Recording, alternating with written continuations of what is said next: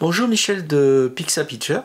Dans ce Mac Photo du mois de juillet, je vais vous parler d'arbres, de photos d'arbres, mais aussi d'un logiciel qui, à mon avis, est capable de remplacer à la fois Photoshop, Lightroom, Luminar et tous les logiciels de la suite Topaz, Topaz Denoise, Topaz, etc., Sharpen et Gigapixel. A tout de suite.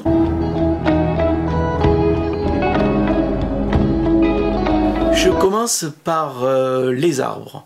En fait, je voulais parler de photos d'arbres, mais surtout de la sortie du Reporters sans frontières qui est dédié aux photos d'arbres. Alors, dans ce numéro, c'est pas un seul photographe, mais beaucoup de photographes. Il y a tous les photographes les plus connus qui ont réalisé ce livre pour Reporters sans frontières. Alors, on trouve évidemment... c'est que le thème, c'est les arbres, hein, la protection des arbres, etc., la pollution aussi. Et on trouve évidemment tous les grands photographes, notamment Salgado, Arthus Bertrand, mais aussi Doisneau et tout ça. Et aussi, je suis assez content parce que dedans, il y a aussi mes deux potes, Pascal Maître et Alain Keller. Alors, notamment la fameuse photo d'Alain Keller, je vais vous la montrer tout de suite parce que je trouve que c'est une des plus belles photos qu'il ait jamais faites. Voilà, est-ce que je vais la trouver? Alors ça, ici, c'est la photo des baobabs qu'a fait Pascal Maître. Si je continue, je vais la trouver, hein, parce que je l'avais classée. On va y arriver. Là, voilà. Alors, vous voyez, c'est cette photo extraordinaire qu'a fait Alain Keller. Hein. C'est en Éthiopie, ou alors ce qui est extraordinaire, c'est que la matière des tissus, des vêtements de ces Éthiopiens est presque pareille que celle du tronc d'arbre. Ça fait une espèce d'unité, c'est assez dingue. À côté, il y a une photo de Steve McTurry, évidemment. Et puis, il y a aussi des photos de Doisneau, par exemple. On voit, alors ça, c'est les arbres dans le métro qui portent les arbres. Alors voilà, il y a plein de photos. C'est vraiment super. Hein, voilà, des photos assez extraordinaires. Ici, c'est Vincent Meunier. Voilà. Cette photo aussi est splendide.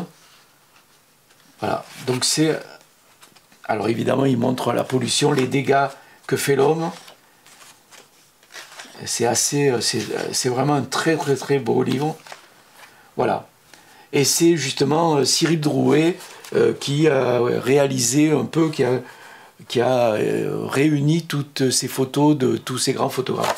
Donc évidemment, c'est toujours pareil, Reporters sans frontières, ça vaut moins de 10 € et c'est un livre que je vous conseille qui est assez formidable. Il y a même des photos de Robert Capa, voilà. Donc ça, c'était un peu ce que je voulais vous parler sur les photos d'arbres, mais aussi ce que j'ai envie de vous parler, c'est j'ai acheté la mise à jour du nouveau logiciel On1 Photo Raw 2022 que je trouve assez extraordinaire parce que j'ai l'impression que ce logiciel est maintenant, cette version est capable de remplacer énormément de logiciels.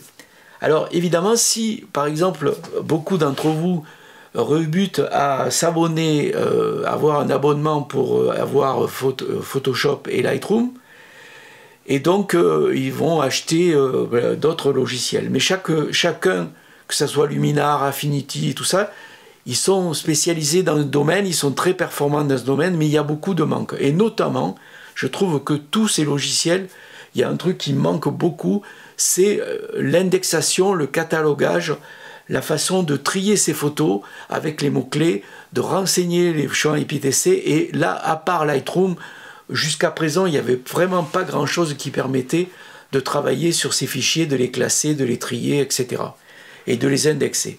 Et c'est là que j'ai découvert On1 Photo Raw, la dernière version, parce que là, vraiment, ils ont fait un effort formidable et ça devient presque l'équivalent de Lightroom au niveau de la bibliothèque du catalogage. Mais c'est pas tout.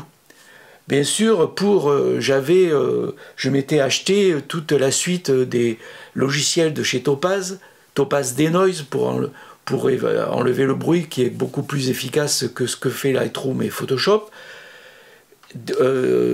Topaz Gigapixel qui permet d'augmenter les photos sans perte, et aussi Topaz Sharpen qui permet d'augmenter la netteté, notamment si vous avez des photos qui ont bougé ou des photos où vous avez fait mal la mise au point. Et bien justement, le nouveau version de On1 Photo permet de faire, et de façon, vous allez voir, aussi bien, à mon avis, hein, que les logiciels de Topaz, de réduire le bruit, d'augmenter la netteté et aussi d'agrandir les photos sans perte. Mais c'est pas tout. Moi, j'utilisais beaucoup, puisque je fais beaucoup de photos de macro, j'utilisais beaucoup ce qu'on appelle le focus stacking, c'est-à-dire pour avoir une profondeur de champ assez étendue, je faisais plusieurs photos avec des mises au point manuelles, plusieurs photos que je rassemblais et je me servais évidemment de Photoshop pour faire ça. Et je trouvais qu'il n'y avait pas grand-chose d'autre comme logiciel qui était capable de faire ça. Et bien justement, si, maintenant On1 Photo, la dernière version, permet de faire aussi le focus stacking. Donc vous voyez, c'est quand même... alors évidemment, ce logiciel fait comme tous les autres, hein, il y a les masques, il y a les... etc. Il y a plein de choses. Et aussi, alors j'allais oublier, évidemment, puisqu'en ce moment, tous les logiciels ont tendance à courir après ce qu'avait fait Luminar Neo, notamment pour remplacer le ciel, parce que c'est à la mode avec l'intelligence artificielle. Donc Photoshop le fait, maintenant pratiquement tout le fait. Et aussi, bien sûr, Photo One, la dernière version, le fait, et de façon, à mon avis, hyper sophistiquée, hyper intéressante.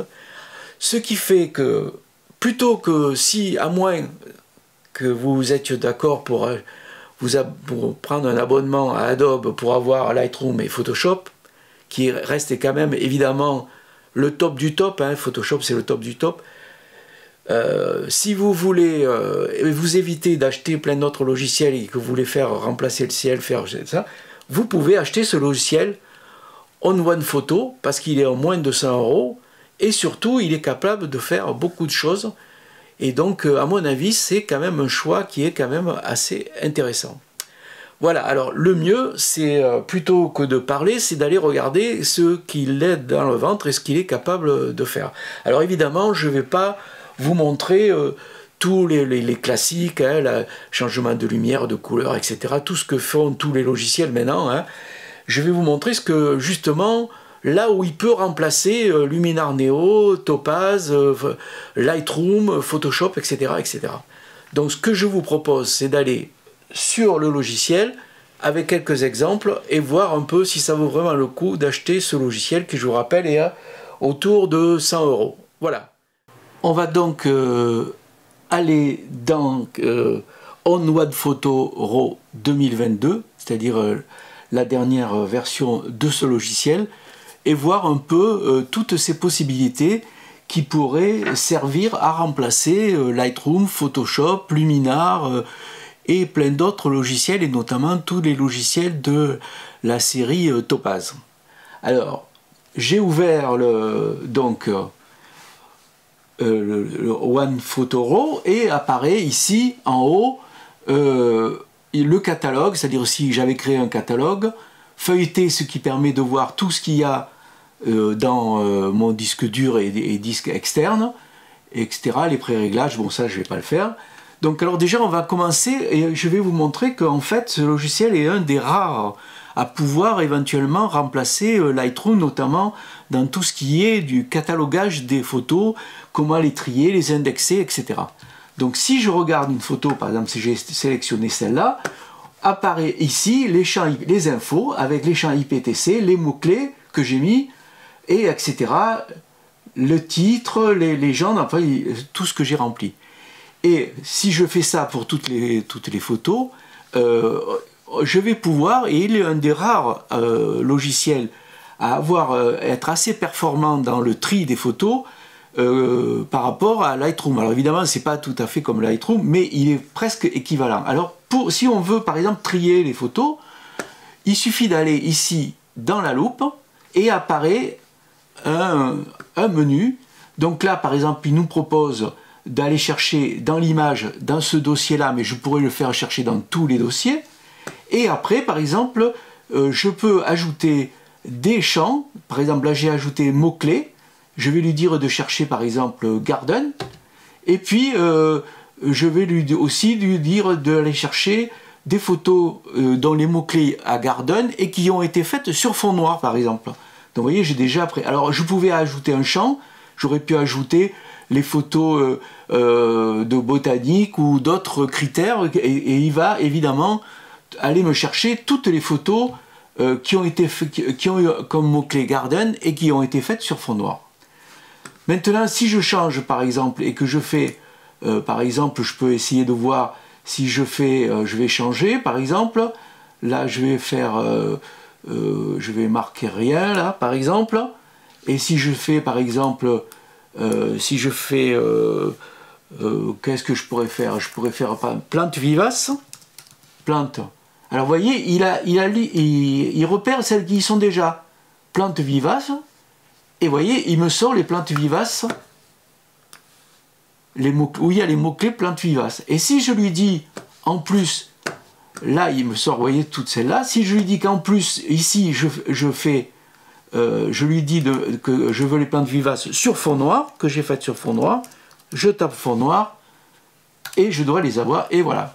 Donc là, il a mis les plantes vivaces sur fond noir. Donc voilà, ça c'est quand même quelque chose d'assez rare. C'est, à mon avis, après Lightroom, c'est vraiment le logiciel qui est le plus performant au niveau de l'indexation et de la recherche des photos. Évidemment, il faut avoir bien rempli les champs IPTC, etc. Évidemment, vous pouvez le faire directement sur le logiciel. Mais si vous l'avez fait sur un autre logiciel, il va récupérer les photos. Alors, ça, c'est le premier point. Le deuxième point qui est formidable, c'est que maintenant, ce logiciel, alors je vais revenir à, voilà, il faut fermer, voilà. Alors par exemple, qu'est-ce qu'il peut faire aussi ce logiciel? Eh bien par exemple, il peut être aussi efficace que Photoshop et Luminar Neo, notamment pour remplacer le ciel. Alors si par exemple je vais prendre une photo où il y a du ciel, par exemple celle-là, donc je clique, apparaît un menu, alors ici il y a des pré-réglages qui permettent de faire des... Bon, ça c'est à vous de voir, mais par exemple voilà, là il y a un ciel bleu, et vous voyez ici apparaît dans le menu développer, effet ciel. Donc je vais dans ciel, et là il y a plusieurs types de ciel, night, storm, etc. Donc je vais faire par exemple storm, et vous voyez, il fait le... Et c'est assez formidable. Hein. J'ai fait un essai par rapport à Luminar et à Photoshop. Ça marche aussi bien. Vous voyez, là, il a bien intégré même les... Alors, vous pouvez changer. Hein, c'est très rapide. Alors, évidemment, il colle... Alors, ce qui est intéressant, je vais vous montrer quelque chose, c'est que, par exemple, là, j'ai fait Sunset. Et ce qui est intéressant, c'est qu'il fait aussi quelque chose, c'est que si vous descendez ici, et que vous cliquez sur Réflexion, il va faire le reflet du ciel rouge sur l'eau. Alors on va le faire. Vous voyez?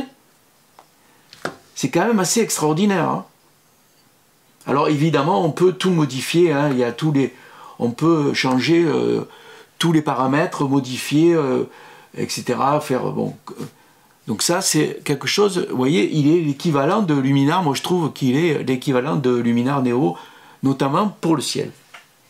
Autre chose qui pratiquement est le seul à faire ça, c'est Photoshop, c'est ce qu'on appelle le focus stacking, c'est-à-dire faire plusieurs prises de vue avec des mises au point différentes et recomposer le tout pour arriver à faire une seule image où tout serait net. Alors, on va revenir en arrière. C'est assez long, alors je vais aller plutôt ici, là, parce que j'en ai refait. Alors, vous voyez, voilà. J'ai fait, je vous montre celle-là, vous voyez, là c'est ici le petit objet qui est net, voilà. La deuxième, c'est l'oiseau, et la troisième, c'est le nain de jardin. Donc, je sélectionne les trois, avec la touche commande sur Mac ou contrôle sur PC, et je vais dans ici, photo, alors je ne me rappelle jamais, voilà, ici, et il y a ici, créer une pile de focus. Donc, je clique ici. Alors, il aligne les 3 photos que j'ai sélectionnées. Alors, vous pouvez en faire jusqu'à 15 photos, 15 photos différentes pour qu'il les assemble, pas plus. Et alors, en plus, souvent, des fois, il y a quand vous en faites plusieurs, s'il y en a une qui ne lui plaît pas, que l'intelligence artificielle ne lui plaît pas, il va pas la prendre. Alors là, par exemple, il lui dit d'aligner les photos. C'est ce que fait Photoshop, mais là, lui, il va le faire tout seul. Les couches, etc. Bon, vous laissez tout ça, max, etc. Et vous faites enregistrer. Et il va le faire. Alors, vous voyez, il est en train de focus, il est en train de le faire.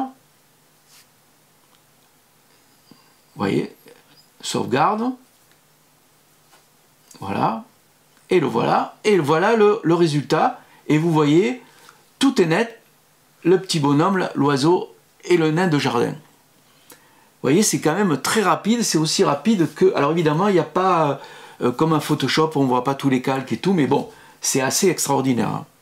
Donc vous voyez, ça c'est encore quelque chose qui permet d'éviter de s'abonner, par exemple, à Photoshop si vous trouvez que de vous abonner, c'est quelque chose qui vous rebute.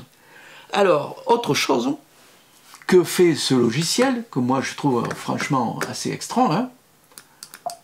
Alors, voilà, c'est qu'il est aussi capable, comme fait Topaz Denoise, qui est un logiciel à part, évidemment, il faut l'acheter.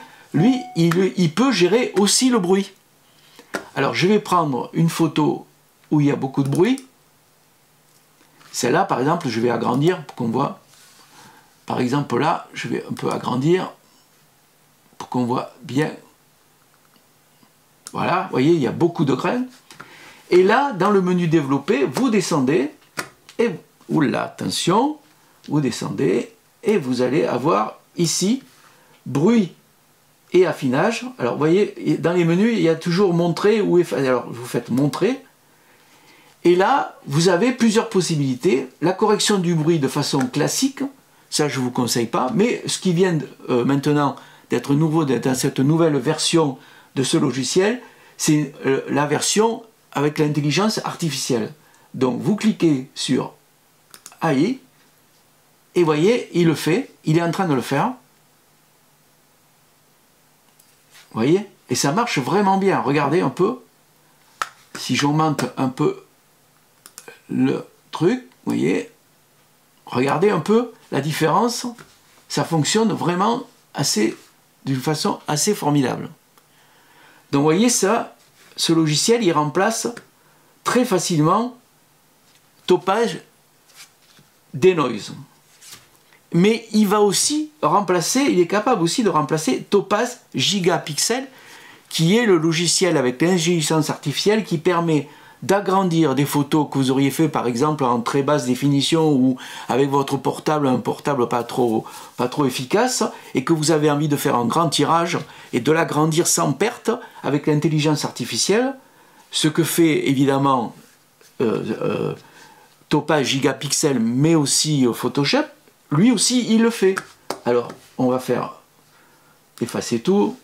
OK. Et là, je vais revenir à une photo. Alors, je vais prendre une photo que j'ai fait avec un portable. Elle est par là. Vous voyez, c'est un truc comme j'ai fait un peu comme ça. Donc, je clique là-dessus.